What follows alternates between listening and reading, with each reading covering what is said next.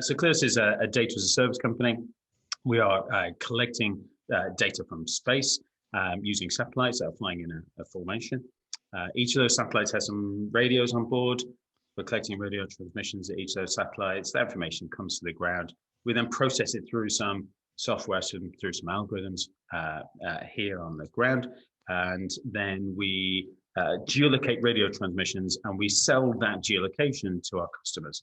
There's really points on a map to show where there's been radioactivity that people weren't expecting it. So it's we often refer to it as dark radioactivity. So it gives people an indication with regard activity, which often leads to intelligence with regard potential for smuggling, or for people movement, or for illegal transshipping of goods, for illegal fishing. So it's really, we're looking to provide an insight, really aiming to shine a light on this particular sort of area of illegal activity. That's the objective of the company. Fantastic. So I have my icebreaker here. I wanted to ask, what's a space movie or a TV show that you loved growing up? Star Trek, probably more than Star Wars. Right, yeah. Space is actually quite a small industry in a lot of senses. It's if you compare it to automotive, you compare it to the biotech, it is actually very, very small. However, what it can do is it can help inspire people to get into the STEM subjects, the science, technology, engineering, and maths. Kleos just had their first successful NEO satellites launched and tested. How does that feel? So there's a whole mixture of things when the launch is happening. Obviously, I was quite tense. Yeah. When I will sort of celebrate, if you like, is actually the point we hit an issue. We issue an invoice to a customer for data we've collected from space. That is the point that then I'll celebrate, because this is all about, these are sort of support things. So that the scouting mission satellites will generate some revenue from those already. We're aiming for, obviously, certain customers will scale with that, and they will take the highest value data. Some customers are only interested in data perhaps once a day, so therefore we still have the opportunity to sell to those guys. But what we want to be able to do is sell both the entry level product and also up to the enterprise level or government type. I thought that was gone. I thought it was not going to happen because of the travel. And then your team jumped. Oh my God, they moved mountains, didn't they? It was quite an adventure, actually. There was just beyond the normal shots, there was the continuous testing regime for COVID. We've spent the last year or two really developing a fantastic opportunity pipeline with the expressions of interest through to the pre-contracts, etc.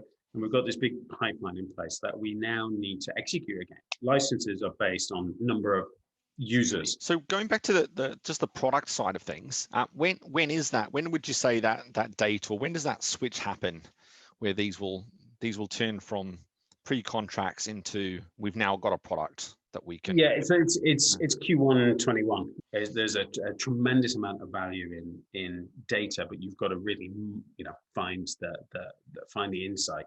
It sounds like it sounds like a software, a SaaS company to me in a lot of ways. It really is. I think illegal fishing is quite interesting because it does enter the public psyche a wee bit, but I don't think people realize it decimates people's livelihood. The insurer wants to know about that, and so sort of tracking those sort of activities is very, very important. It's taken a few years to have a production environment. How do you maintain the faith? Well, I've worked in space a long time.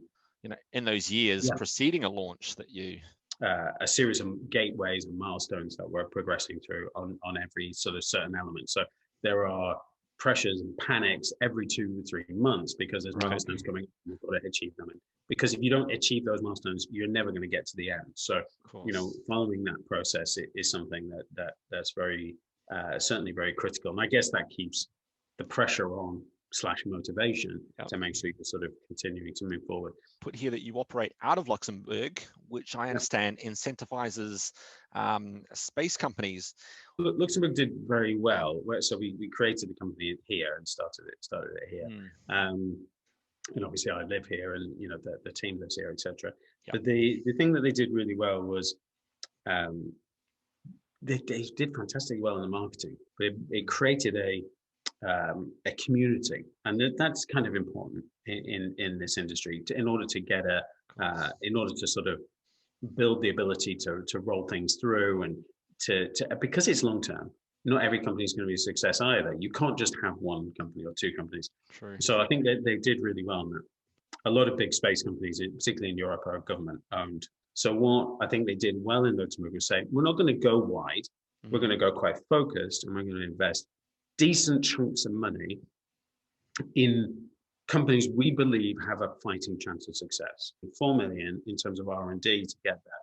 And that's what we got from the Luxembourg government. They did that R&D lift before we then went to the public market and got the commercialization money. Kleos has appointed an ANZ distributor / SI. Will this be the route to market? The business model approaches we wanted to take was keep the company relatively lean. The individual markets in each country is quite specialized, and you have to have very specialized knowledge in that marketplace. Sure. So SciPac are our channel partner in the ANZ region. They're a fantastic company, very well linked into all the programs, very well linked to the end user, and they're trusted by the end user as well as create the product. And that was something I was quite cognizant of. To get those early revenues as quickly as possible, this is a way of shortcutting that, to be frank. But as you said, that if they've got the legs and the arms, really, with all the marketing and the contacts and the establishment with the reputation, why not allow them to do their strength, and you focus on your strength? I just think that's great. A lot of this is about being able to open the right doors, being able to walk down the right corridors. Because of the defense sector issue, in terms of what we're doing, it's coming in cold into that. We'd get there eventually, but it would probably add 12 months onto the revenue schedule. This is a very close-knit community here, that if you're not part of that world, it's very hard to, as you said, open the door. It's a lot of it's about credibility. It's about it's about having that pre-existing relationship. So Pete, our chairman, has been a fantastic hire from us. He's been involved in the company really almost, but certainly since pre-IPO period. So he's done a great deal, 1-star general in the UK RAF, and he doesn't just deliver, if you like, the kind of credibility with the customer. He understands the customer's language. He's incredibly useful. He's worked at NATO. He's worked at European Defence Agency. He knows all the people that need to know. So he's been he's good for us. We still need to grow the team out. So I think we still need some transitioning in terms of more on the business development sales side of things. The sort of chief revenue officer, or whatever you want to call them. This is part of your character. You've got that entrepreneurial spirit that you want to build and create and take that control.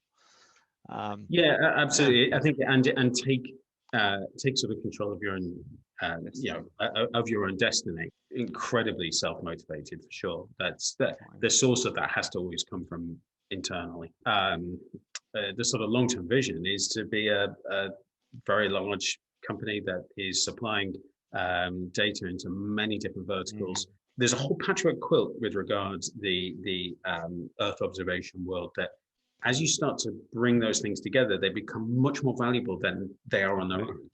I agree, and that will be exciting. So you're saying that you guys are open to that, as far as partnering with other complementary organizations out there for added value and services. Interesting. So we've got a number of partnerships with other Earth observation data sets, and what I want to do is grow our company through making that more combined, shall we say?